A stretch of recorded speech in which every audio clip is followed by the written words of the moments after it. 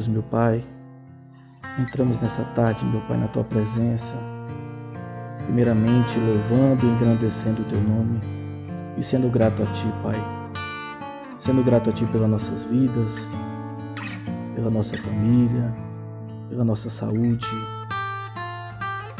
Deus Todo-Poderoso, somos gratos a Ti por tudo. Sabemos que não somos merecedores da Tua glória, mas pela Tua misericórdia nós temos a graça, que é um favor imerecido. Pai, somos gratos, meu Pai, por essa oportunidade de estar ouvindo a Tua palavra. Pai, eu peço por cada um, meu Pai, que está escutando a rádio nesse momento. Aqueles também que não estão escutando a rádio, que não tiveram acesso.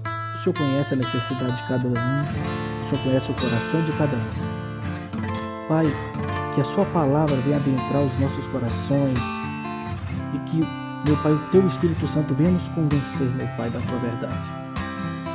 Para que nós possamos dar fruto da Tua palavra, entendendo-a verdadeiramente e colocando em prática. Para que nós, meu Deus, nos transformemos verdadeiramente, não nos conformando com esse mundo, e experimentando a boa e agradável vontade do Senhor. Assim eu te peço por cada um que está nos ouvindo nessa tarde, em nome de Jesus.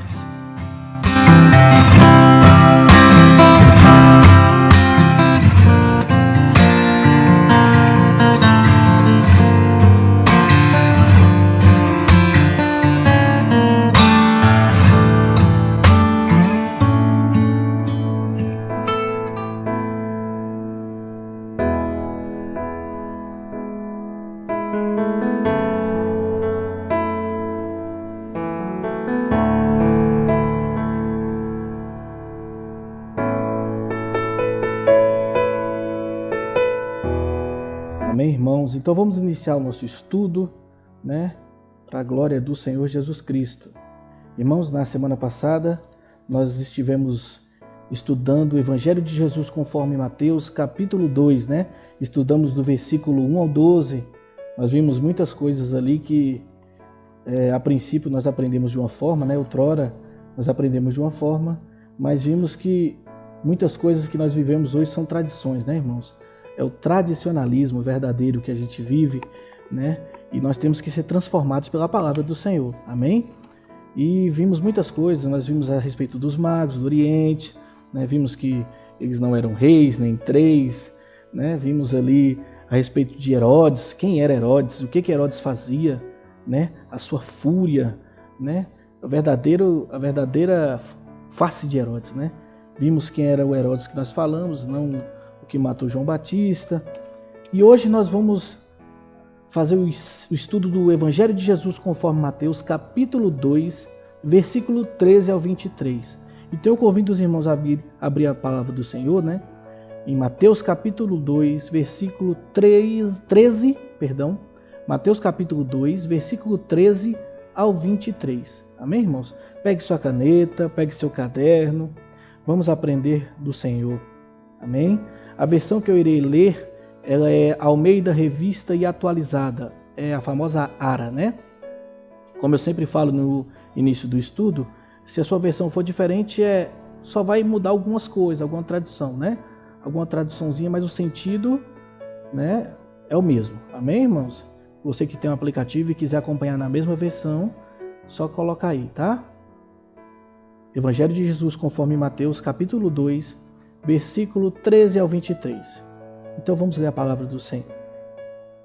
Na minha versão diz assim: Tendo eles partido, eis que apareceu o anjo do Senhor a José em sonho e disse: Dispõe-te, toma o menino e sua mãe, foge para o Egito e permanece lá até que eu te avise, porque Herodes há de procurar o menino para o matar.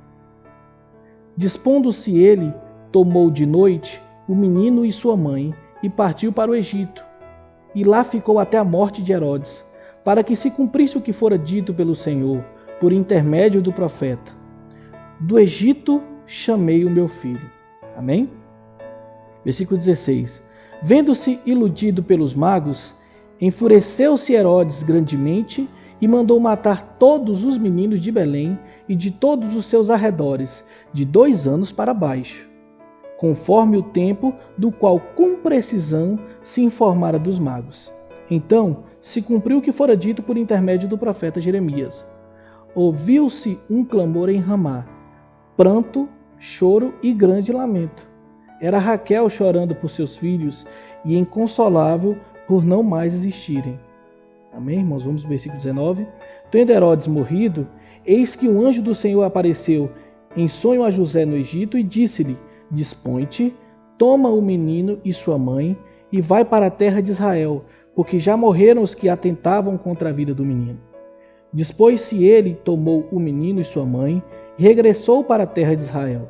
Tendo, porém, ouvido que Arquelau reinava na Judeia, em lugar de seu pai Herodes, temeu em ir para lá, e por divina advertência, prevenido em sonho, retirou-se para as regiões da Galileia, e foi habitar na cidade chamada Nazaré, para que se cumprisse o que fora dito por intermédio do profeta. Ele será chamado Nazareno. Amém, irmãos? Glória a Deus. Hoje, do versículo 13 ao versículo 23, temos 10 versículos aí para nós meditarmos na palavra do Senhor. Glória a Deus por isso. Amém, irmãos? Irmãos, hoje o nosso estudo, o tema principal dele será prudência e providência. Prudência e providência.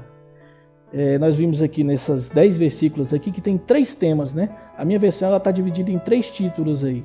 A fuga para o Egito, a matança dos inocentes e a volta do Egito. Tá? Algumas versões podem não ter título, né? Até porque título não é a palavra de Deus, amém, irmãos? Título aí é só para que fique fácil para nós nos situarmos. Mas nós temos 3 temas para falar aqui hoje. E muito interessante, amém?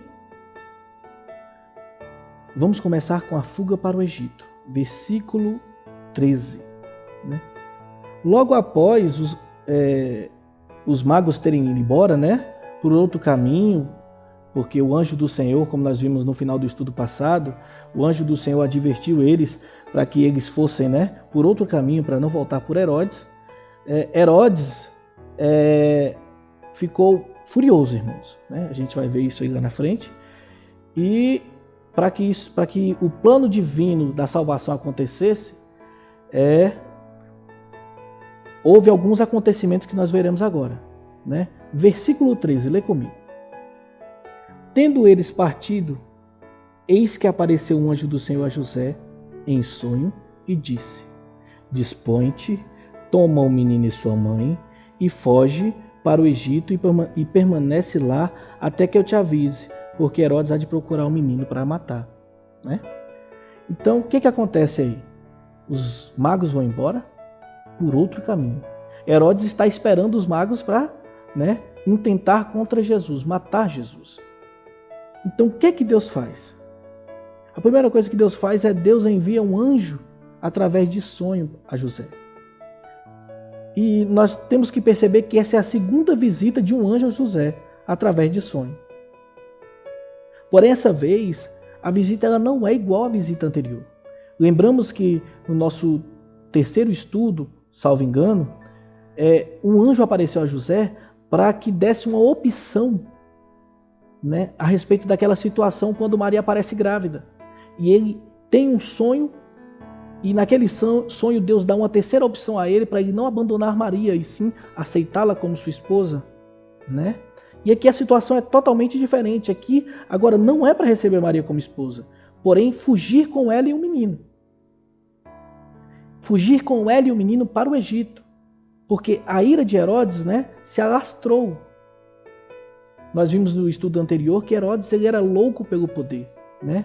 Ele fazia atrocidades pelo poder. E mais uma vez, eu quero que os irmãos se atentem a isso. Mais uma vez, José obedece rapidamente, sem protestar.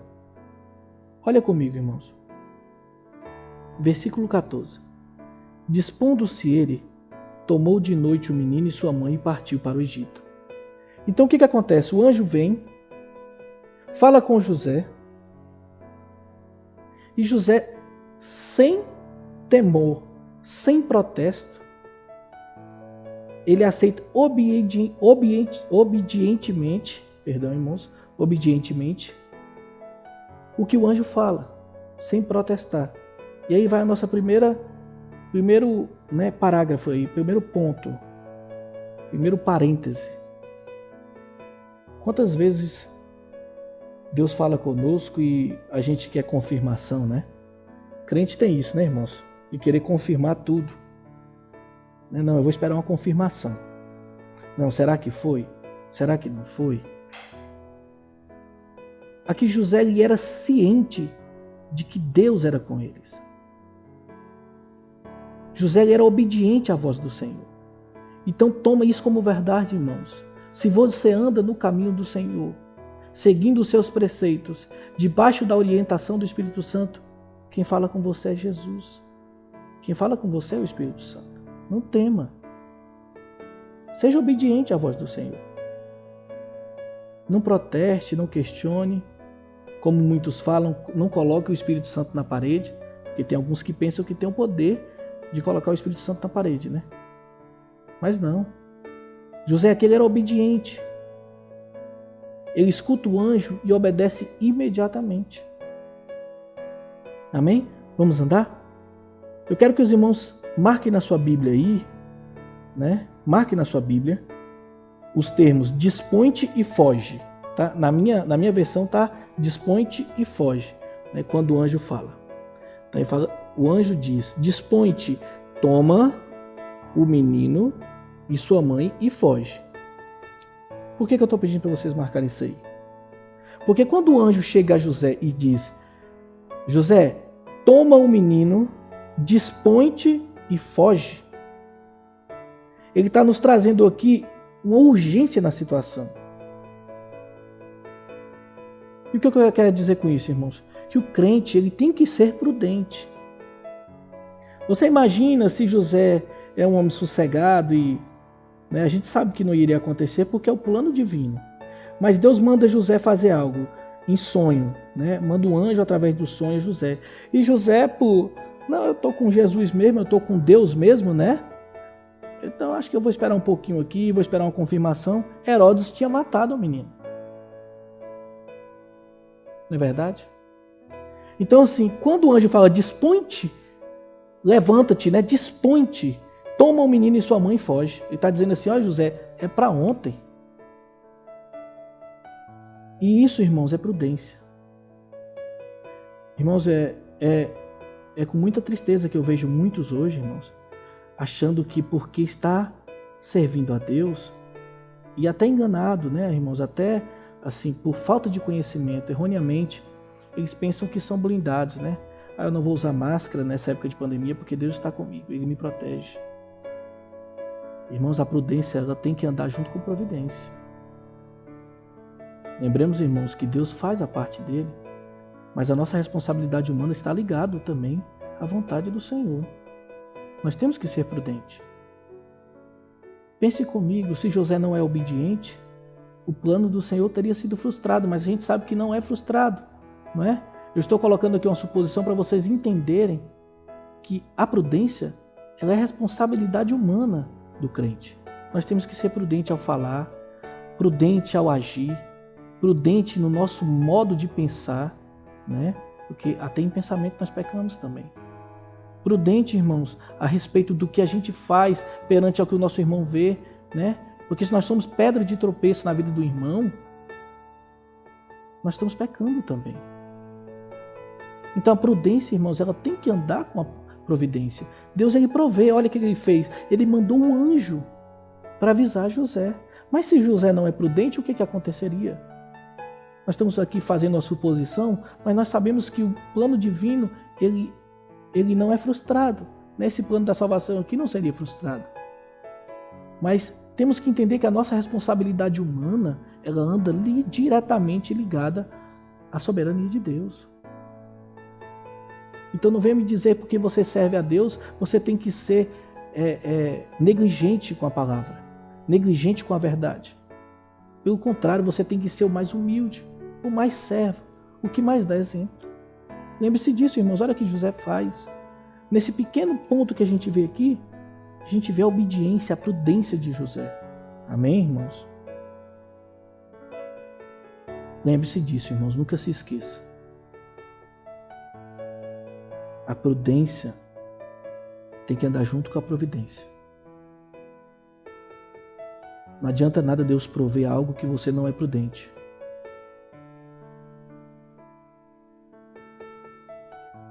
Não se engane, irmãos. Não se engane. Você tem responsabilidade no seu modo de viver. Não pense que Deus é responsável por te colocar dentro de uma caixinha e te livrar de tudo, não. A nossa responsabilidade humana é diretamente ligada à vontade soberana de Deus. Não se esqueça disso. Nós vemos aqui que Herodes estava furioso porque foi enganado.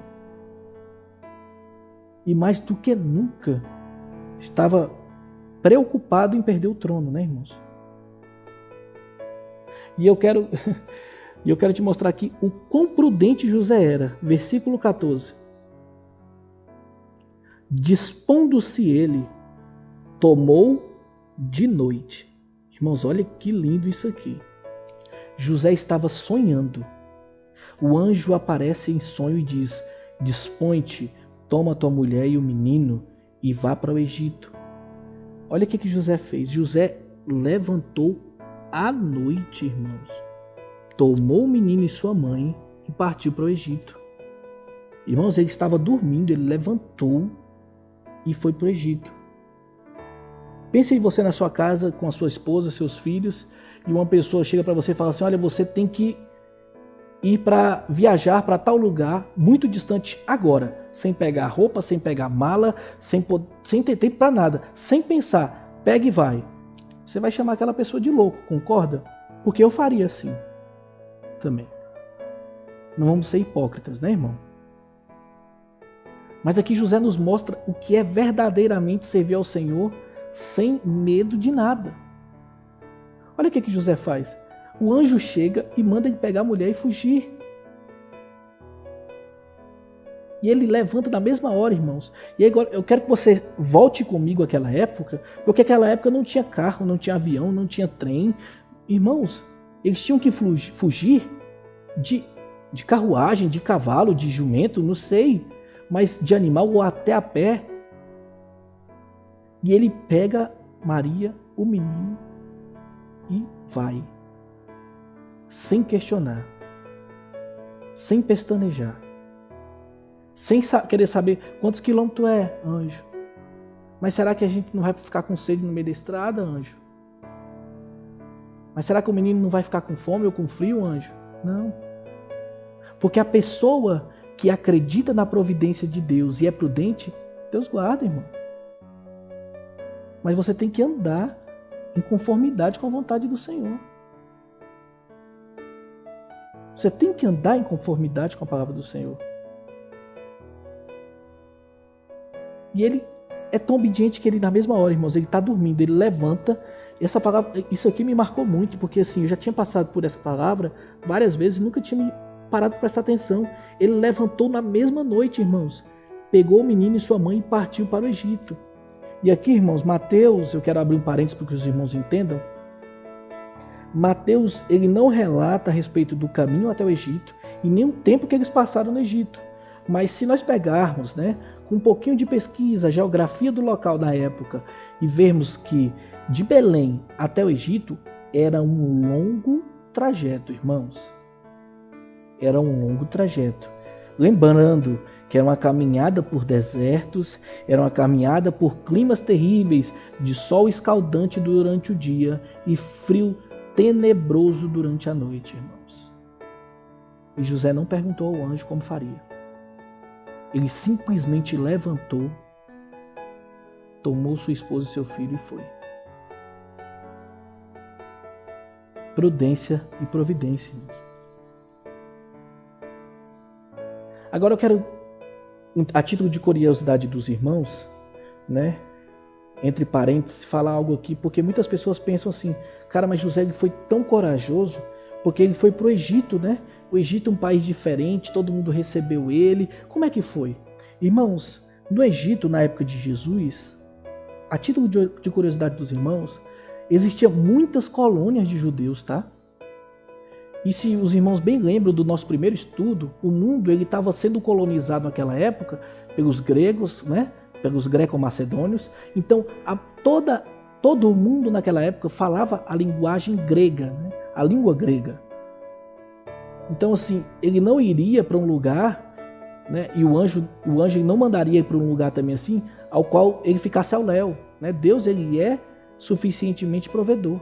Ele sabe o que faz. Então, quando José chega lá, primeiro ponto que os irmãos têm que entender, lá existiam muitas colônias de judeus. Segundo, o mundo inteiro falava a mesma língua na época, o grego. Né? Então, um judeu ele tinha que falar tanto o hebraico, aramaico, quanto o grego, para que ele pudesse fazer negócios. Né? Era a linguagem do mundo, era como se fosse o inglês hoje para nós. Né? O brasileiro ele tem... as escolas são meio complicadas no quesito de ensinar o inglês, mas em todo lugar do mundo ensina o inglês corretamente. Né? Então, era para ser a linguagem mundial. Na época de Jesus, a linguagem mundial era o grego. Então, quando José chega no Egito, tem colônia de judeu, né? Da época da Guerra dos Macabeus, como a gente viu no primeiro estudo lá. Né? As pessoas falavam, né, o grego, então ele não ficou ao léu ali. Amém, irmãos? Só porque os irmãos fiquem, né, por dentro, para não pensar que ele foi para um lugar totalmente aquém do que ele conseguiria fazer. Né? Tem um escritor famoso, tá? O nome dele é Tasker, tá? Escritor cristão, e ele diz assim: uma terra que antes foi um lugar de cativeiro e opressão era o refúgio para qual a família sagrada de Jesus tinha que ir para se livrar da opressão e do perigo. Olha que interessante, irmãos. E Mateus ele é muito enfático em dizer isso para nós. Quando Mateus cita essa história, ele está diretamente ligando a história de Moisés à história de Jesus. Por quê? Porque todo estudo eu digo isso e eu vou dizer mais uma vez. O foco de Mateus aqui é apresentar Jesus aos judeus como o Messias, como o Salvador. Né? E os judeus na época acreditavam muito em Moisés, né? Nas leis, né? Os 10 mandamentos e tudo que Moisés tinha feito. Então ele está linkando aqui a história de Moisés a Jesus. Quando Moisés vem do Egito, né? Quando era pequeno, mandaram matar todas as crianças, né? E ele teve que ficar com a rainha, né? A filha de Faraó, não é, irmãos? Para se livrar da morte. Se os irmãos bem lembram da história de Moisés, ele, na época que nasceu, Faraó mandou matar todas as crianças, ele teve que ficar com a filha de Faraó para se livrar também, né, da morte. Né, e ficou ali até salvar o povo do Egito. Olha que linkagem que Mateus faz aqui. Mateus pega o próprio Messias e Deus não faz isso à toa. Deus faz isso para mostrar que ele é o Messias. Né? Então, quando Deus manda ele ao Egito, Mateus é enfático em dizer, olha aqui, do Egito chamei meu filho. A gente viu lá no versículo 15, no finalzinho. Né? Que é um versículo que se trata tanto de Moisés quanto de Jesus. Na época, os judeus ligavam isso aqui a Moisés. E Mateus está nos mostrando aqui que a palavra estava falando também de Jesus. Então ele está linkando aqui. Uma terra que foi de opressão por um povo, ela é uma terra de refúgio para Jesus. Amém, irmãos? Glória a Deus por isso, né? E aí, muitas pessoas se questionam. Por que fuga? Por que o Egito? Mas Jesus é o Filho de Deus. Deus podia simplesmente mandar matar Herodes, não é verdade? Deus podia simplesmente mandar matá-lo. Fazer alguma coisa, como fez no Egito, né, com as pragas. Porque ele é o Filho, ele é Jesus, não tem necessidade de ele estar fugindo, né? Por que ele foi para o Egito? A gente já viu aqui o motivo, né? Do Egito, para fazer uma linkagem, para que os judeus entendessem que ele era o Messias. Mas por que ele fugiu? E como sempre faz Mateus, né? Ele vai dizer lá no versículo 15: para que se cumprisse o que fora dito pelo Senhor por intermédio do profeta: do Egito chamei meu filho. O foco de Mateus, irmãos, era sempre apresentar Jesus como Messias. E para isso, né, ele sempre usava as profecias do Antigo Testamento, que apontavam Jesus. Então, irmãos, nada o que aconteceu na vida de Jesus, nada o que está escrito aqui, como eu disse no estudo passado e sempre vou dizer, é por acaso. Então, ele fugiu não é porque ele era menos Deus, não. Ou porque ele estava com... Não era porque estava com medo nem nada. É unicamente para que se cumprisse o que fora dito. Para que se cumpra a palavra do Senhor. Porque a palavra do Senhor não passa, irmãos.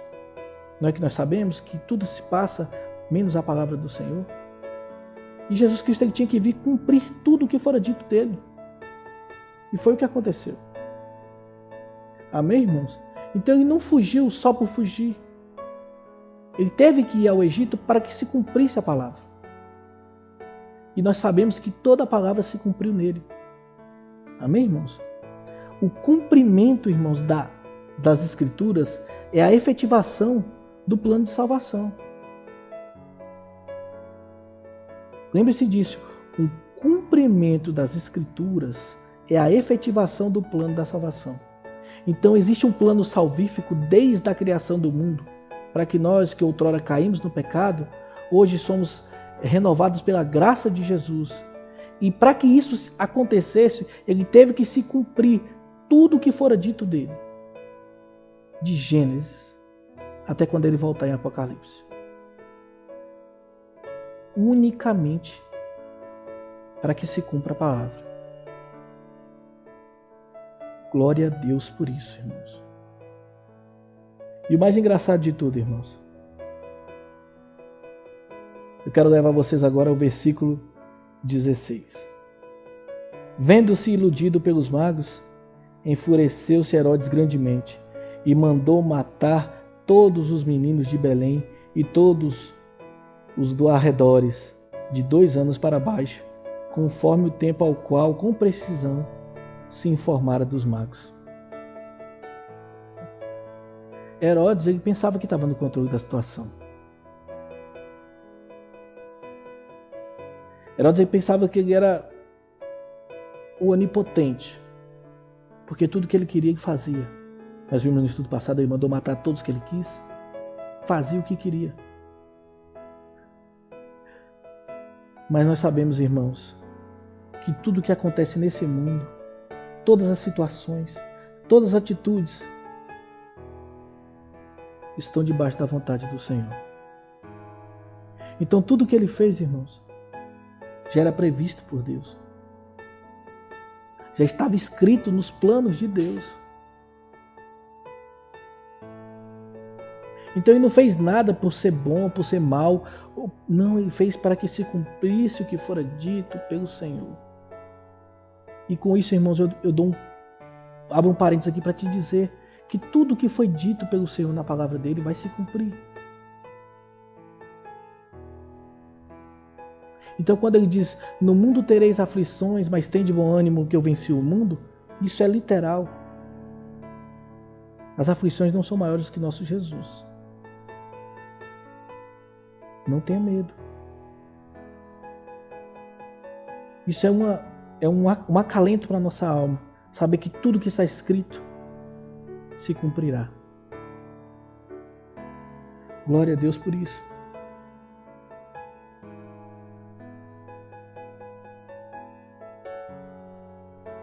Na profecia nós vemos que existe um elo entre Jesus e Israel, entre a libertação e o cativeiro, entre a libertação do cativeiro do pecado e a morte eterna. Como assim, pastor Rafael? Jesus Cristo ele veio para nos libertar do cativeiro do pecado, para nos libertar da morte eterna. Por isso que ele teve que vir cumprir tudo que estava escrito, para que nós não sofrêssemos a ira do cálice, né? O cálice da ira do Senhor Jesus. Jesus Cristo é maravilhoso, irmãos. Jesus Cristo é maravilhoso. Vamos nos focar agora na matança das crianças, né? A matança dos inocentes, que está aqui, versículo 16 ao 18. Nós lemos o 16, né? Que ele mandou matar todas as crianças de 2 anos abaixo de Belém e dos seus arredores, né? Conforme o que ele tinha tomado de informações dos magos, né? Para que se cumprisse o que fora dito por intermédio do profeta. Então Herodes, furioso por ter sido enganado pelos magos, se supera em sua maldade. O que ele faz? A gente viu que ele mandou matar a sua própria mulher, os seus próprios filhos, mas para um coração, um ser humano racional, um ser humano que ama, um ser humano que tem compaixão, mandar matar crianças é o cúmulo do absurdo, né, irmãos? É algo que supera a maldade. Ele que já havia várias vezes trago desespero em Jerusalém, em suas vizinhanças, agora ele se volta contra Belém e seus arredores. Agora ele decreta uma chacina contra crianças abaixo de 2 anos.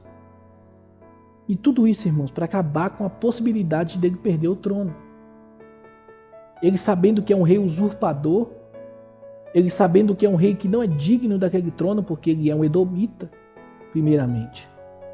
Ele não é descendente de Israel, nem da tribo de Judá.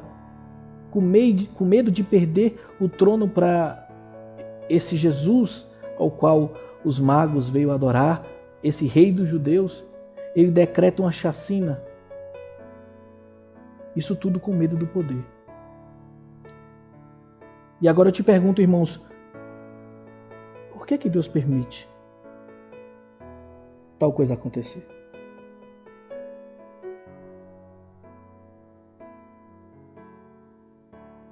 Por que, irmãos, que Deus permite que Herodes faça isso? Você já parou para pensar? Não tinha outra forma de Deus fazer?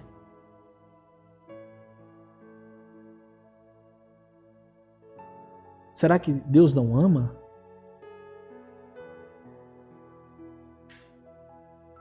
Irmãos, desconstrua isso que você tem na sua cabeça de só amor. Deus ele é soberano em todos os seus atributos. E nenhum diminui a intensidade do outro. Ele ama, ele é justo, ele julga e ele cumpre o que ele diz. E você quer saber o porquê que Deus permitiu isso? Leia o versículo 17. Então se cumpriu o que fora dito por intermédio do profeta Jeremias. Mais uma vez, irmãos, tudo o que acontece em nossas vidas é para que se cumpra a vontade de Deus. É para que se cumpra o que é dito. Pense nisso, irmãos. Talvez algo injusto para você é o plano divino.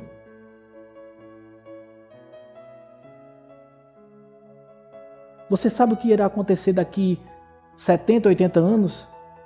Você, com a sua mentalidade humana, você não é capaz de julgar o que é bom e o que é mal para uma eternidade.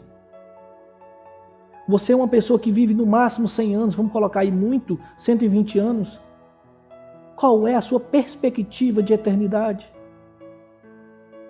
Qual é a sua perspectiva de amor, a sua perspectiva de justiça? Então, quando Deus tira Israel do Egito, ele foi injusto? Não. Pense nisso, irmãos, é tudo parte do plano de Deus em nossas vidas. Pare de tentar entender Deus com a sua cabeça, com a sua mentalidade. Pare de tentar colocar o plano de Deus na nossa mentalidade humana. Deus é extremamente ciente de tudo que irá acontecer. E tudo que Ele faz era para um propósito maior no fim. Se você tem fé em Deus, irmãos, creia nisso. Creia e descansa. Tudo que Deus faz é perfeito. E tudo tem um plano, irmãos. Então, quando a gente vê esse derramamento de sangue, se a gente for levar para o nosso lado natural, se a gente for olhar para a nossa perspectiva humana de amor, perspectiva humana de justiça, a gente vai falar, nossa, isso é muito injusto. Mas será que você consegue perceber daqui uma eternidade o que irá acontecer? Irmãos, não coloque Deus na sua cabeça, na sua mentalidade. O que Deus planeja é muito maior do que a gente sabe. Como ele diz a Jeremias, antes mesmo de você nascer, eu já te conhecia. Esse próprio Jesus é aquele que diz que antes de Abraão ser, ele é. Ele é, irmãos. É ele quem é. Nós não somos nada. Nós dependemos dele para ser alguma coisa.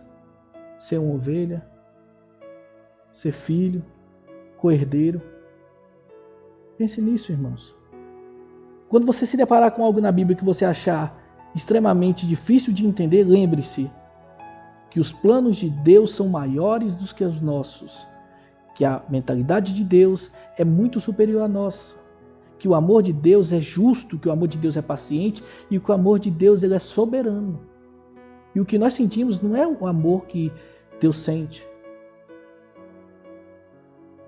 Amém, irmãos? Lembre-se disso. Então, respondendo a pergunta, por que ele permite esse derramamento de sangue de crianças? Para que se cumpra o que está escrito pelo profeta Jeremias. Ouviu-se um clamor em Ramá, pranto de choro e grande lamento. Era Raquel chorando por seus filhos, inconsoláveis por não mais existirem. Pastor Rafael, mas o que tem a ver Ramá com Belém? Né? Ramá, irmãos, ele se situava aproximadamente a 8 quilômetros de Jerusalém ao norte, antes da queda, né? Antes da invasão da Babilônia ali. Então Ramá ficava a 8 quilômetros de Jerusalém ao norte, e a gente viu no estudo passado que 8 quilômetros ao norte de Jerusalém é justamente Belém, irmãos. Então Ramá, Belém fica em cima de onde antigamente era Ramá. Jeremias, né? Ele clama quando o povo é deixado na miséria em Jerusalém, após aqueles ataques da Babilônia, tentando invadir, né? Falando em Raquel, esposa de Jacó, mãe de uma nação, chorando por seus filhos. Então o que o apóstolo Mateus faz aqui? Ele faz uma ligação da profecia do choro das crianças, né, de Belém, com o choro de Raquel na época da invasão da Babilônia. Ouviu-se um clamor em Ramá, pranto de choro e grande lamento. Era Raquel chorando por seus filhos inconsoláveis, porque não mais existe. Raquel, como mãe de uma nação, chorando pelos seus filhos, né, que estavam morrendo, justamente em Belém. Então nada que está escrito é por acaso, irmãos. É uma profecia, é um choro de Jeremias na época da Babilônia, mas que Mateus faz uma linkagem justamente mostrando que na época de Jesus seria a mesma coisa. Raquel, mulher de Jacó, foi sepultada ali próximo a Belém, próximo a esse local que diz que tem um choro, que é justamente Belém e os seus arredores. Então, irmãos, tudo que está escrito se cumprirá. E Mateus, mais uma vez, nos mostra isso aqui. Isso é mais uma prova, irmão, só mais uma das provas que tudo que está acontecendo no mundo, que acontecerá, é completamente do controle de Deus.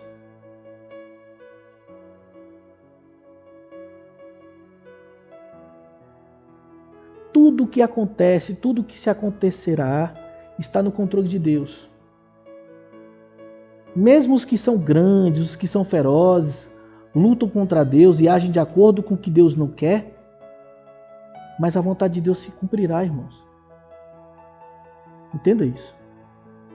Deus tem o controle da história nas suas mãos. Nada foge do controle de Deus. Então, quando você se deparar com algo na Bíblia que te confronta, lembre-se, a palavra de Deus ela é soberana. Talvez o erro, e com certeza o erro está na sua perspectiva. Para e reflita. Nós cremos que a Escritura é a palavra. E ela nos salvará.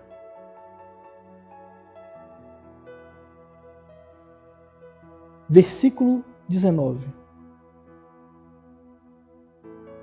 Tendo Herodes morrido, eis que um anjo do Senhor apareceu em sonho a José, no Egito, e disse-lhe: Dispõe-te, toma o menino e sua mãe e vai para a terra de Israel, porque já morreram os que estavam contra a vida do menino. Dispondo-se ele, tomou o menino e sua mãe e regressou para a terra de Israel.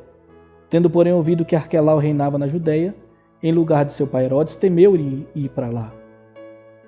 E por divina advertência prevenido em sonho, retirou-se para as regiões da Galileia e foi habitar numa cidade chamada Nazaré, para que se cumprisse o que fora dito por intermédio do profeta.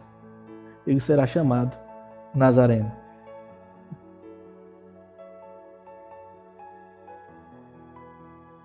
Herodes morreu, irmãos. Olha que engraçado. Engraçado não é a morte, irmãos.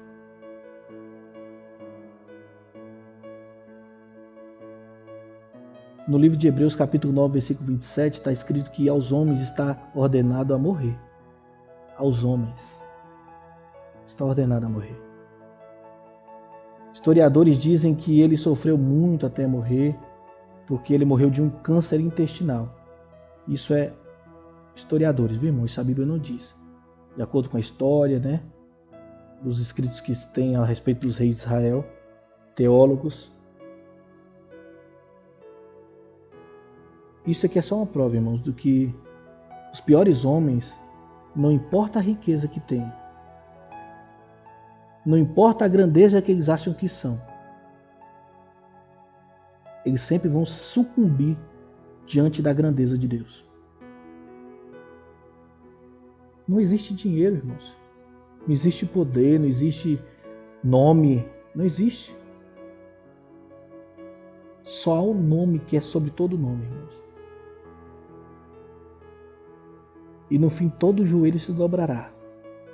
E toda língua confessará que só Jesus Cristo é o Senhor, para a glória de Deus Pai. Lembre-se disso, irmãos. Todos sucumbem diante da grandeza de Deus. Antíoco Epifânio, que a gente viu no estudo do período interbíblico, Alexandre o Grande, os Macabeus, Herodes agora morreu.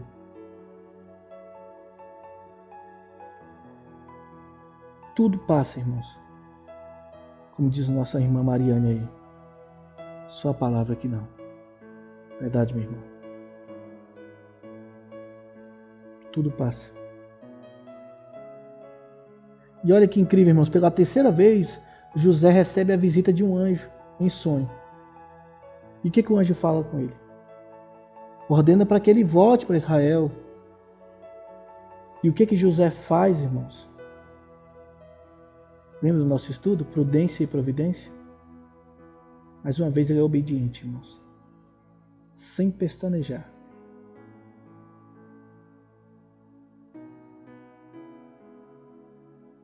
José nos está dando aqui uma prova incrível do que é ser cristão, né, irmãos? Obediente. Questiona não o que Deus fala, não. Questiona não o que Deus quer, não. Seja obediente. Seja obediente. Irmãos, a Bíblia fala muito pouco de José. Mas uma coisa eu posso dizer aos irmãos. A maioria das vezes que a gente vê falar sobre José é que ele obedece a Deus sem questionar. Isso é ser cristão, irmãos. É se diminuir para que o nome de Deus cresça. É obedecer sem questionar. É crer que a vontade de Deus é soberana e que os planos dele jamais serão frustrados. E que tudo está para um propósito, para um bem maior. José é um exemplo de cristão, irmãos. Um exemplo de cristão. Herodes morre.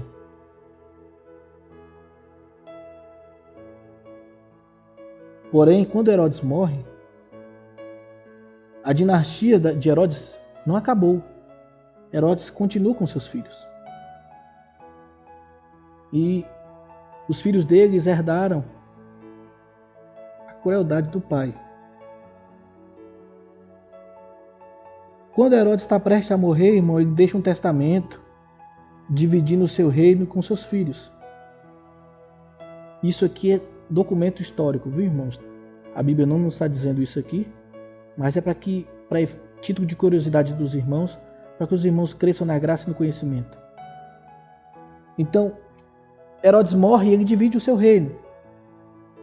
A região da Judéia, onde fica Jerusalém, né, Belém, Idumé e Samaria, fica com Arquelau. A gente viu o nome dele aqui citado, né, no versículo 22.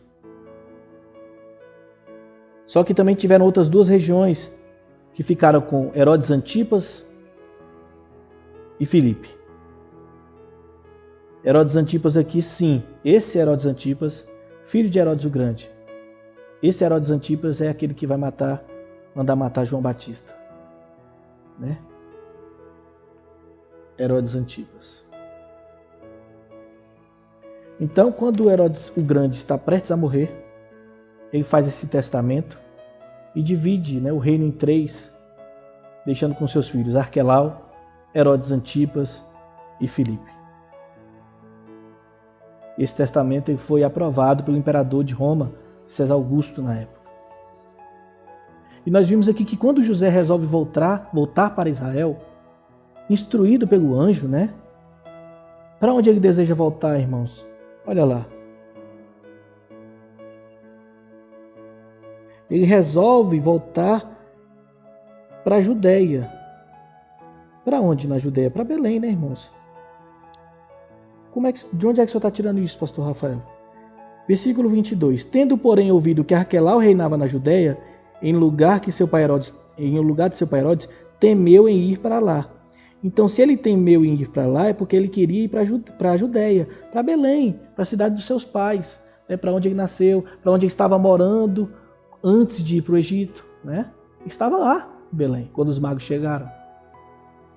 Com certeza já tinha feito uma vida. A gente viu que quando os magos chegaram, Jesus tinha aproximadamente de 1 ano e meio a 2 anos. Né? Então, com certeza ele já estava ali trabalhando. Né? Estamos inferindo algo aqui, mas com certeza ele já devia estar trabalhando. É a terra de onde ele nasceu, né? Devia ter conhecidos por ali.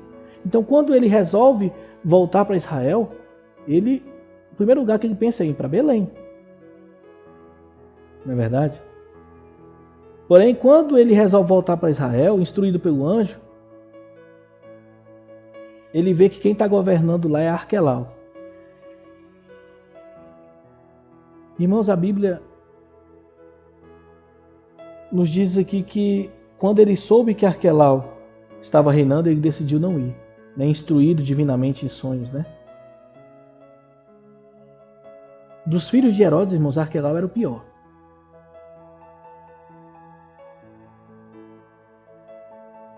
E com isso, irmãos, ele decide ir para Galileia.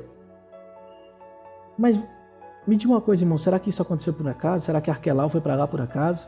Será que Arquelau foi reinar justamente na Judéia por acaso? Versículo 23 responde essa pergunta. E foi habitar uma cidade chamada Nazaré, para que se cumprisse o que fora dito por intermédio dos profetas. É clichê, né, que já está se tornando? É não, irmãos. É Mateus nos mostrando aqui que ele é o Messias. Ele está falando para os judeus, está aqui, ó, a prova de que ele é o Messias. Tudo que ele está vivendo, o que aconteceu com ele, tudo que ele viveu, o que aconteceu com ele, foi cumprindo as Escrituras. Para que se cumpra o que fora dito pelo profeta. Ele será chamado Nazareno.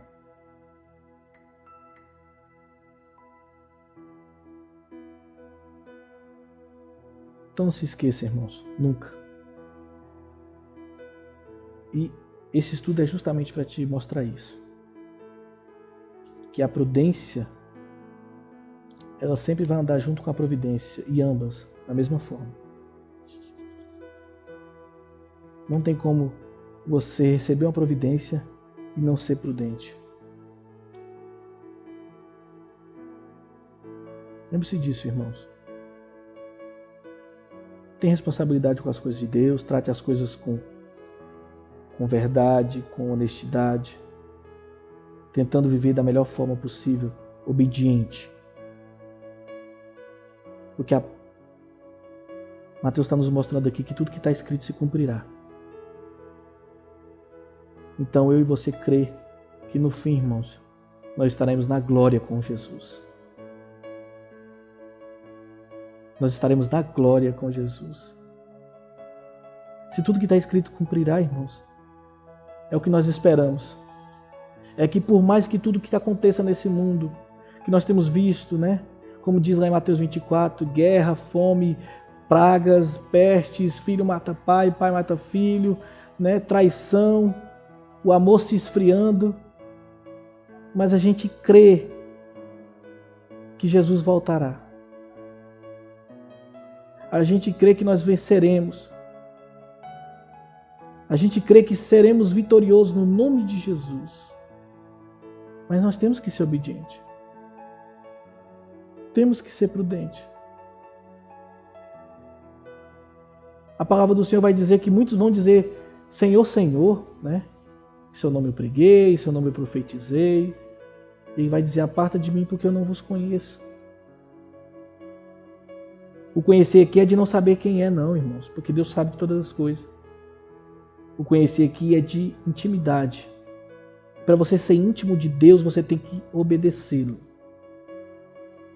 Você tem que colocar em prática aquele mandamento de amar Deus sobre todas as coisas. Você tem que ser prudente, como as virgens com a candeia cheia de azeite. Que sejamos prudentes, irmãos. Porque Mateus está sendo claro aqui em nos mostrar que tudo que está escrito se cumprirá. Glória a Deus por isso. Tudo que está escrito se cumprirá. E para nós terminarmos, eu gostaria de explicar. Ele será chamado de Nazareno. Essa profecia, ela está lá em Isaías capítulo 11, versículo 1. E ela é um pouco difícil de entender, irmãos. Porque não está escrito ele será chamado Nazareno exatamente. Está escrito assim: do tronco de Jessé sairá um rebento, e das suas raízes um renovo.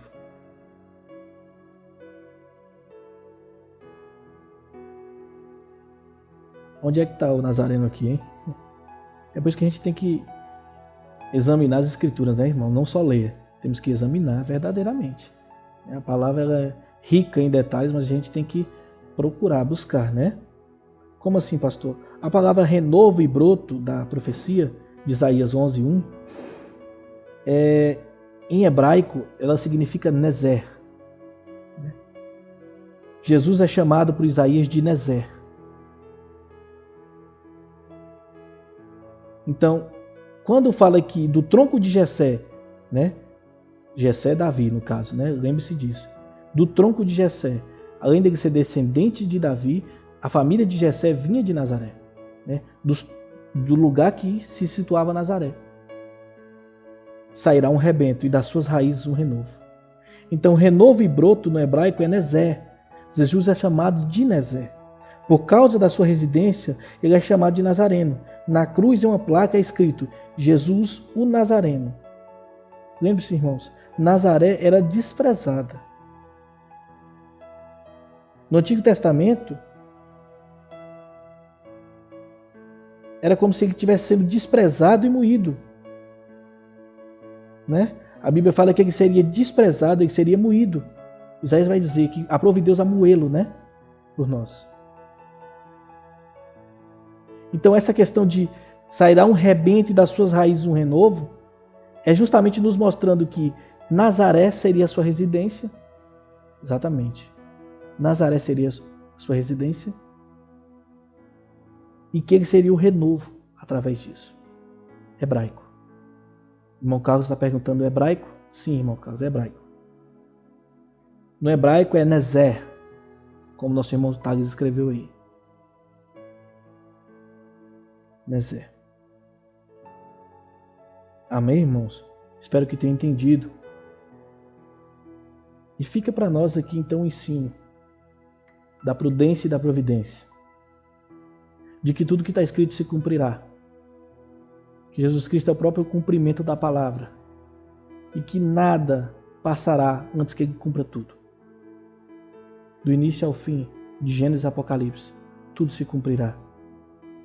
O que cabe a nós é aceitarmos a vontade de Deus em nossas vidas, sermos obedientes e prudentes a respeito dos seus mandamentos.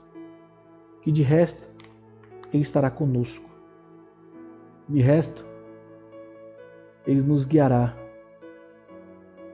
De resto, é só acreditar que seremos salvos junto com Ele no fim. Amém, irmãos? Glória a Deus por isso. Então vamos para o intervalo e já a gente volta com qualquer dúvida ou qualquer acrescento que os irmãos quiserem fazer. Pode fazer aí no chat ou no WhatsApp, como eu passei. E já a gente volta em nome de Jesus.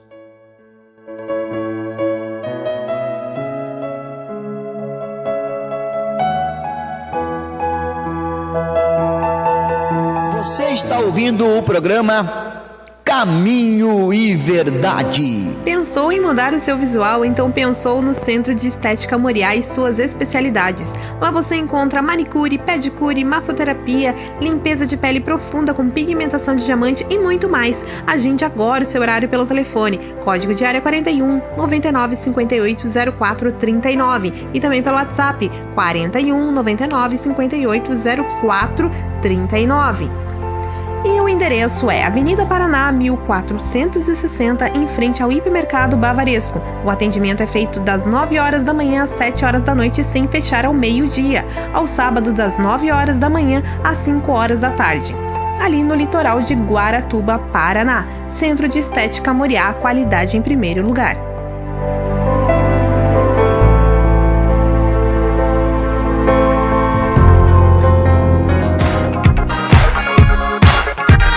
Sólida Vidros, qualidade nos produtos e no atendimento. Distribuidora de espelhos, vidros comuns e vidros fantasia, além de alumínios, acessórios e artigos decorativos. E também faz bisotê, lapidação, furos, cortes e recorte. Tudo isso você encontra na ADE, Conjunto 08, lote 06, em Águas Claras, Brasília, Distrito Federal. E o ponto de referência da localização é a Avenida Principal, sentido Águas Claras. Fone para contato 61 30 21 14 93. 3044-6709 e atende por WhatsApp 5561-999775586 ou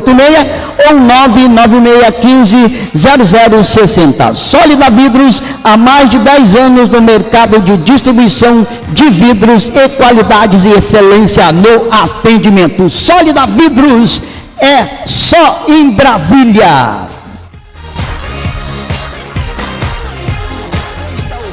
Programa Caminho e Verdade.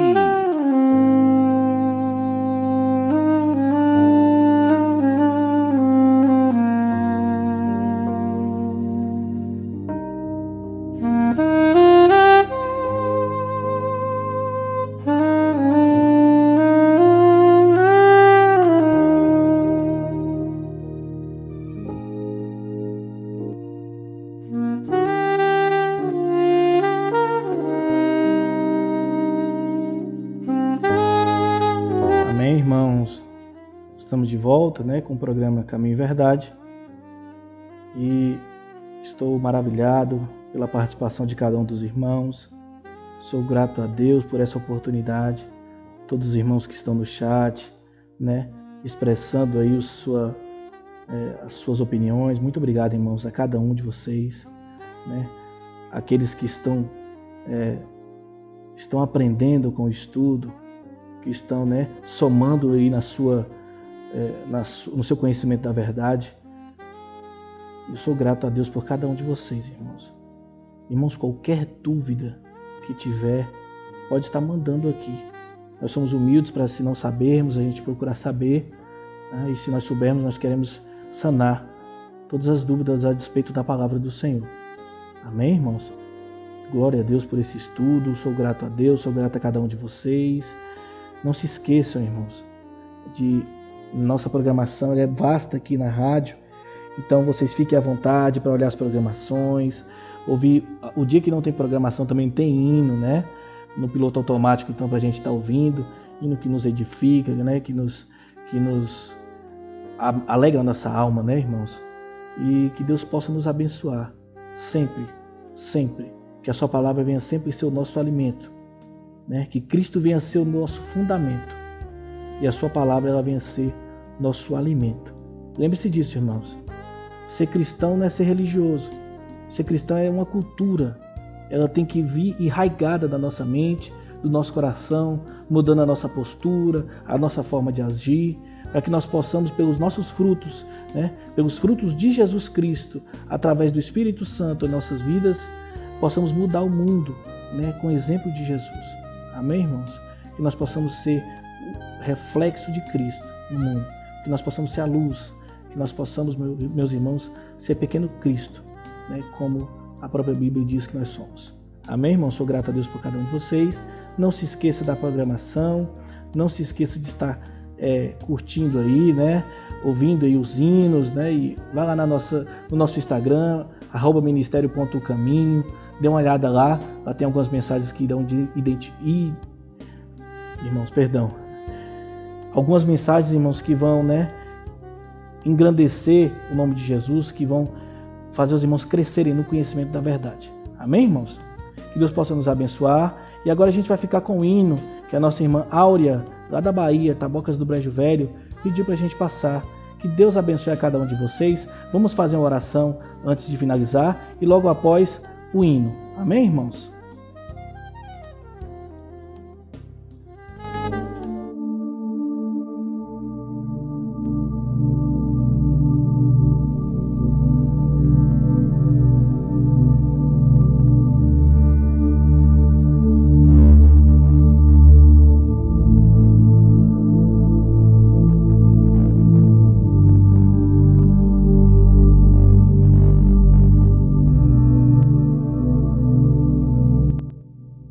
Senhor, meu Deus e meu Pai, somos gratos a Ti, meu Deus. Somos gratos a Ti por tudo que tem feito em nossas vidas. Pai, obrigado por essa palavra. Obrigado, meu Pai, por ter deixado esse manual de vida cristã, esse manual de como conhecê-lo, esse manual de como chegar a Ti. Pai, obrigado, meu Pai, por estar abrindo o nosso entendimento, para que possamos entender um pouco da Tua verdade, um pouco da Tua grandeza, porque não seríamos capazes, com a nossa mentalidade, de entender a Tua grandeza. Pai, nos dê sabedoria e discernimento para que nós possamos ser prudentes mediante a Tua vontade, para que nós possamos ser obedientes como José foi, para que nós possamos ser verdadeiros cristãos sem questionar a Tua vontade, os Teus preceitos. Abençoe a cada um de nós, nos dê sabedoria para que vivemos a Sua palavra, para que nós vivemos a Tua palavra em espírito e em verdade, para que nós vivemos e demos fruto da Tua palavra, para que a Tua palavra entre no nosso coração e na nossa mente e transforme o nosso modo de agir. Porque é para isso que nós estamos aqui, Deus, para louvar o Teu nome, para obedecer a Tua vontade. Faça de nós como o oleiro faz com barro, nos molda, nos quebra e nos faz um vaso, de acordo com a Tua vontade. Eu oro por cada um que está aqui, nos ouvindo nessa tarde, por cada irmão de cada lugar. O Senhor conhece a necessidade de cada um. Sabemos que estamos em tempos, meu Pai, difíceis aos nossos olhos, mas sabemos que tudo está debaixo do Teu controle, debaixo da Tua vontade soberana. Nos dê só discernimento para que nós possamos entender isso, para que nós possamos ser prudentes e vivermos de acordo com a Tua palavra, sem tradicionalismo, somente a Tua palavra. Assim eu te peço e te agradeço, em nome de Jesus. Amém, irmãos? Fique com o hino. pedido pela nossa irmã Áurea, de Tabocas do Brejo Velho. Que Deus possa abençoar cada um de vocês. Fique na paz e até a próxima oportunidade, se Deus assim permitir.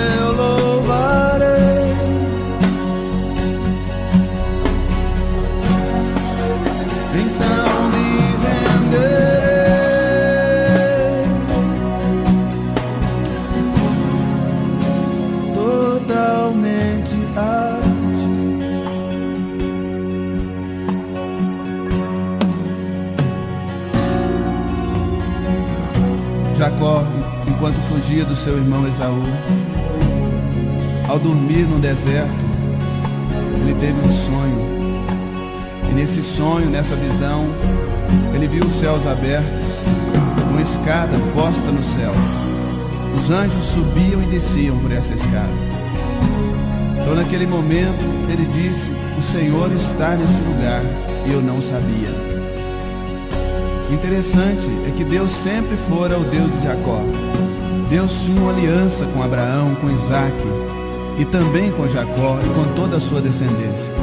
Mas Jacó ainda não tinha uma aliança com Deus. E naquele momento especial, particular, houve um toque.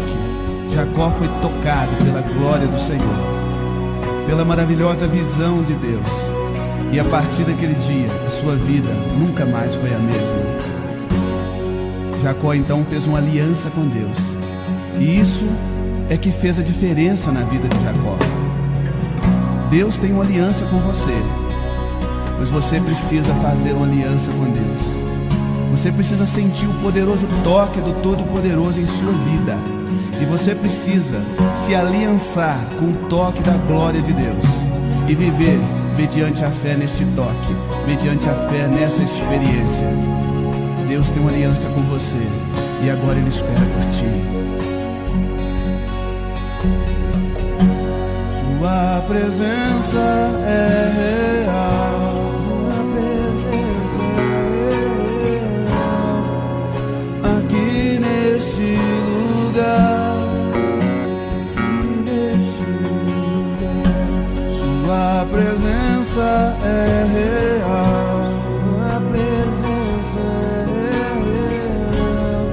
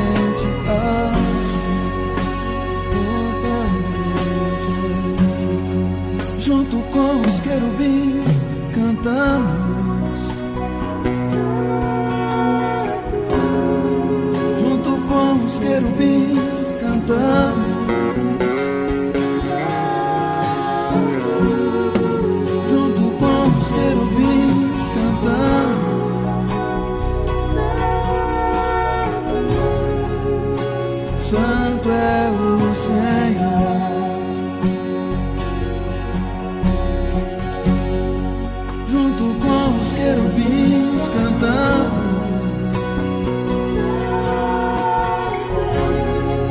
junto com os querubins cantando,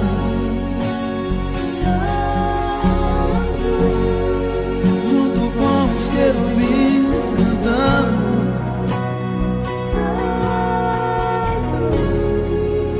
Santo é o Senhor, junto com os serafins cantando, junto com os serafins cantando,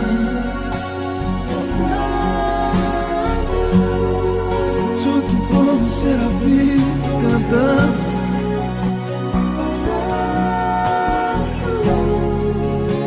Santo é o Senhor,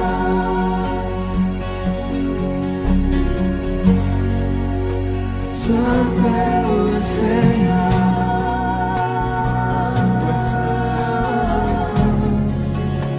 Santo é o Senhor, Tu és santo, não há outro como Tu, Senhor. Uma rocha que eu conheço além de Ti, Senhor. Santo é o Senhor,